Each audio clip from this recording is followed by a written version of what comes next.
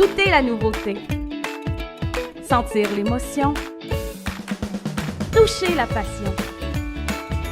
Écouter le changement. Voir autrement. Redécouvrez les Galeries Montmagny. Je vous souhaite la bienvenue à cette autre chronique juridique toujours très intéressante en compagnie de Maître Nathalie Dubé du bureau PME Internotaire à Montmagny. Bonjour. Bonjour. Vous allez bien? Oui, ça va bien, vous? Oui, merci. Maître Dubé, aujourd'hui, je pense que cette chronique est bien attendue parce qu'on a parlé beaucoup de la popularité du certificat de localisation. Alors aujourd'hui, on passe notre chronique sur le certificat de localisation. D'abord, dites-moi, c'est quoi un certificat de localisation? Oui, je vais vous expliquer. Je vais vous expliquer vraiment comment un notaire l'utilise, à quoi ça sert et tout ça, puis pourquoi ce document-là est si important, donc de mon point de vue de notaire, de juriste. Certificat de localisation, c'est un document, un rapport avec un plan qui est fait par un arpenteur géomètre. Un arpenteur géomètre, c'est un officier public, donc comme un notaire, mais dans son champ d'activité, qui indique les conditions actuelles du bien-fond, donc du terrain. Donc, moi, je dis toujours, l'arpenteur, c'est mes yeux sur le terrain. Donc, j'ai le conseiller immobilier qui, oui, par la visite, les particularités de la résidence, mais l'arpenteur, vraiment mes yeux au niveau des règlements municipaux, des bâtiments assis sur le terrain et des mesures et tout ça. Donc, je dis toujours, c'est les yeux du notaire Oui. De façon pratique. OK. Maintenant, qu'est-ce qui vous dit? Il est vos yeux, mais qu'est-ce qu'on retrouve exactement dans ce document-là qui est si important? Dans le document, dans le certificat de localisation, on a vraiment l'identification cadastrale de l'immeuble, donc le fameux numéro de lot.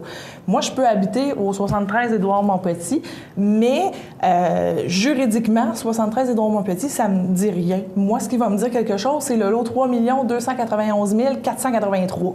Donc, ça va me dire exactement il est situé où sur le territoire et quelles règles s'appliquent à ce terrain-là. Les règles qui s'appliquent, j'en ai des juridiques que je connais, que je dois vérifier, je le sais. Et Comme, pour nous donner un exemple? Donc, je regarde les titres de propriété, comme je l'ai dit tout à l'heure, quel est le propriétaire, quel emplacement il a, quelle garantie et tout ça. L'arpenteur, lui, regarde tout ce qui est règlements municipaux, zonage, empiètement, servitude. Donc, empiètement, qu'est-ce que c'est? Si mon garage dépasse chez le voisin, donc il n'est pas chez nous, qu'est-ce que je fais avec ça? Est-ce que c'est grave? Comment je règle ce problème-là? Est-ce qu'il y a une servitude? Là, j'ai peut-être des clients qui vont se reconnaître. Il y a quelques années, on a regardé la propriété, certificat de localisation arrive au bureau, petite transaction facile, on ouvre ça, servitude d'Hydro-Québec, barre en barre de la maison. Donc, je pense pas que ça nous tente de regarder un film le samedi soir avec Hydro-Québec. Donc, il a fallu faire, qu'est-ce qui se passe? Communiquer avec Hydro-Québec. Est-ce que la servitude est toujours d'actualité? Allez-vous l'utiliser? Parce que Hydro a préséance. Puis elle peut pas dire, elle aurait pu dire, déplacer la maison. Nous, on a une assiette, donc une bande de terrain où est-ce qu'on peut venir mettre des équipements et là, il y a une maison dessus. Donc, c'est sûr, dans ce cas-là, ça s'est bien réglé. Hydro-Québec a accepté d'annuler la servitude parce qu'il avait besoin seulement de l'autre partie. Quand on parle de servitude, c'est synonyme de droit de passage? C'est ça peut être un droit de passage, droit réel, droit de vue. C'est qu'un droit qu'on accorde à un voisin ou à une entité pour occuper une partie de notre terrain. Mais dites-moi, si la maison a été construite puis que l'Hydro-Québec passait direct dans la maison, ça veut dire que les titres n'avaient pas été bien vérifiés auparavant? Pourquoi c'est arrivé? Bonne question. C'est sûr que avant 2002, les certificats de localisation avaient moins de règles ou de normes à vérifier. C'est sûr que cette propriété-là, ça faisait depuis longtemps que le propriétaire était là et n'avait pas jamais fait faire de certificat de localisation. Donc, c'est sûr qu'on prenne un contrat d'achat en 1960 ou en 1950. J'ai pas les mêmes normes qu'aujourd'hui, fait que la servitude était peut-être déjà là, mais les gens ne le savaient pas. Et ça démontre l'importance du certificat de localisation, justement, pour pas que des choses ou des situations comme ça se présentent. Exactement. Donc ça, c'est sûr que je vous ai dit un cas extrême. Souvent, il n'y a pas grand-chose. Oui, mais quand même, mais ça fait bien comprendre l'importance du document. Exactement. Maintenant, qui a la responsabilité de fournir le certificat de localisation? Est-ce que c'est l'acheteur, c'est le vendeur? Le certificat de localisation... Qui paye? Exactement. Je vais tout vous démystifier ça. Le Code civil indique que le vendeur doit fournir le certificat de localisation qu'il a en sa possession. Donc, c'est pas très clair. pas très clair pourquoi. C'est sûr, on dit oui, c'est clair, il y en a un, il le donne aussi. Mais ça ne veut pas dire qu'il est à jour, qu'il est actuel, qu'on va pouvoir l'utiliser. Je prends un exemple, le vendeur a un certificat de localisation d'il y a 15 ans. Bien, il y a 15 ans, je suis avant 2002. Et en 2002, je sais que les règles au niveau de l'arpentage ont été modifiées. Et peut-être que la réforme cadastrale n'avait pas passé aussi. Réforme cadastrale, c'est qu'avant, on avait des lots sur partie. Donc, partie du lot 215, je pouvais être au 73 Édouard-Montpetit, partie du lot 215, puis vous êtes au 71 Édouard-Montpetit, partie du 215. Maintenant, j'ai le 3 millions 1, 3 millions 2. Donc, ce régime juridique-là qui a changé, ça a changé aussi les règles du jeu au niveau des arpenteurs. Donc, il faut s'assurer que le cadastre aussi est conforme à l'occupation. Donc, c'est pour ça que quand on regarde cette localisation, on a souvent la question, bien, il est bon combien de temps? On regarde la réforme cadastrale si elle est passée et la fameuse date du 2002 si on est avant ou après. Dans les promesses d'achat, on a souvent la clause si le vendeur fournit un certificat de localisation et que l'acheteur en demande un nouveau, s'il n'y a pas de modification à ce certificat-là, ce sera l'acquéreur qui paiera les frais. Par contre, s'il y a eu des modifications juridiques et que le certificat adhère à être requis parce qu'il y a eu des modifications, là, c'est le vendeur qui va payer le certificat. Qui le détermine? C'est dans la promesse d'achat que la clause elle est là et c'est le notaire qui détermine si, lorsqu'il sort, s'il était vraiment requis ou pas. Okay. Donc, souvent, on le sait à l'avance si le document est requis ou pas parce qu'à la face même, souvent, avec une transaction, les gens nous apportent leurs documents, ils nous demandent de le regarder pour voir, pour négocier tout de suite. Est-ce qu'on en demande un nouveau? Est-ce qui le paye? Tout ça. Fait qu'on essaie de régler ces questions-là avant la transaction. OK. Et tout ça. Il y a l'importance. Exact. Que contient-il? On en a parlé un peu. Là. Oui, vraiment... je voudrais revenir, peut-être un élément qu'on n'a pas parlé, sur le zonage. Donc, le certificat de localisation va vérifier à l'université dans quelle zone nous sommes affectés.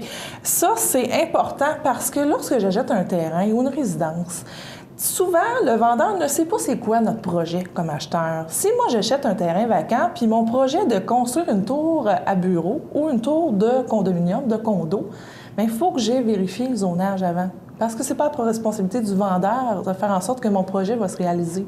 Donc, si j'achète en territoire résidentiel et que mon objectif est d'avoir une tour à bureau, bien, peut-être que ce n'est pas permis. Fait que l'arpenteur, dans son certificat, a une zone où est-ce qu'il va identifier le zonage comme ça. Et bien sûr, il faut faire les vérifications de la municipalité aussi. Et il va aussi regarder le zonage agricole. Donc ça, on pourra aussi en parler plus en détail. Mais c'est important de savoir est-ce qu'on est zoné blanc ou zoné vert. Donc les gens vont peut-être plus comprendre avec ces termes-là parce qu'il y a des restrictions à la construction lorsqu'on est en zonage agricole. Donc c'est des éléments que l'arpenteur vérifie et le notaire en même temps pour s'assurer que le projet de l'acheteur est réalisable sur le terrain que l'on acquiert. Le certificat de localisation est demandé par l'institution financière aussi. Oui. Il n'y a pas on a parlé dans une autre chronique là, de documents nécessaires pour l'achat de la propriété ou pour une transaction hypothécaire. Le certificat de localisation, c'est un document très important. Pas de certificat de localisation, pas de transaction.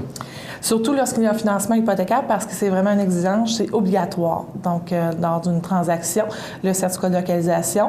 Il y a aussi l'option d'assurance titre qu'on pourra parler aussi dans une autre chronique s'il y a lieu. Mais le certificat est exigé parce que ça vient vraiment, comme je disais tout à l'heure, être les yeux sur le terrain, savoir que toute la réglementation municipale est respectée, les empiètements, les marges de recul. Donc, est-ce qu'il y a des demandes à faire au niveau de la municipalité pour que notre habitation soit conforme? Parce qu'on veut, lors d'une transaction, assurer à l'acheteur qu'il n'aura pas de problème. Donc, pas de problème, oui, juridiquement, mais pas de problème aussi dans les faits sur le terrain, qu'il est vraiment chez eux. Donc, que la maison n'est pas un petit peu chez le voisin ou trop proche de la rue versus la réglementation. Parce que lorsqu'on n'a pas respecté les règles de la municipalité, on peut être appelé à déplacer notre résidence. Donc, souvent, un des items qu'on voit régulièrement, c'est l'emplacement des cabanons. Donc, il y a des marges à respecter. Oui. C'est le fun de le mettre dans le coin du terrain le plus repoussé possible, mais notre municipalité, notre ville, l'entend pas de la même façon. Donc, il y a une marge, il y a une distance à respecter de la ligne. La piscine, Donc, la piscine, on veut la mettre tout ce qu'on veut? Non. Il faut respecter aussi la portion de terrain à louer entre notre ligne de terrain et le droit de pouvoir mettre une piscine. Le cabanon, je comprends, dans le temps, là, c'était 3 pieds d'un bord, 3 pieds de l'autre, là, dans le coin. Oui, un Et mètre. la piscine? La piscine aussi. Donc, il y a une réglementation pour... oui? Oui, parce que je ne peux pas plus la coller sur la ligne que le cabanon. Ouais. Il y a aussi Mais si une- on la met au centre du terrain, est-ce que ça... Au crée- centre, ça ne devrait pas poser de problème, mais il faut vraiment vérifier notre distance pour respecter la réglementation municipale. Donc, lorsqu'il y a déjà une piscine sur une maison que l'on acquiert, l'arpenteur vérifie aussi si le permis a été accordé pour l'implantation de cette piscine-là et si elle respecte les mesures versus les limites de propriété. Certificat de localisation, donc un document très important, mais il faut comprendre qu'avant 2002, en principe, ce que je comprends, C'est moins sécuritaire pour l'acheteur, toutes les règles qui vous ont été utilisez les vérifiées. bons termes. Ça a été dit autrement récemment, mais ça veut dire que si vous devez faire une transaction, que votre certificat de localisation date de 2002 et moins, il est possible qu'on vous demande un nouveau. C'est ce que je comprends. Exact. C'est très intéressant et ça, je pense que ça nous éclaire beaucoup sur ce document qui est très important. Pas de certificat de localisation, pas de transaction. Exact. Bien, ça complète notre chronique juridique pour aujourd'hui. Merci beaucoup, Maître Nathalie Dubé, Merci à vous. du bureau PME Internotaire du 111 Avenue Colin à Montmagny, 248 14 14. Et vous comprenez l'importance d'avoir des bons documents et d'avoir des professionnels auprès de nous pour bien nous conseiller et surtout faire de bonnes transactions pour ne pas avoir de problèmes dans le futur. Merci beaucoup. On se retrouve dans 15 jours et au plaisir. Parfait. On s'arrête.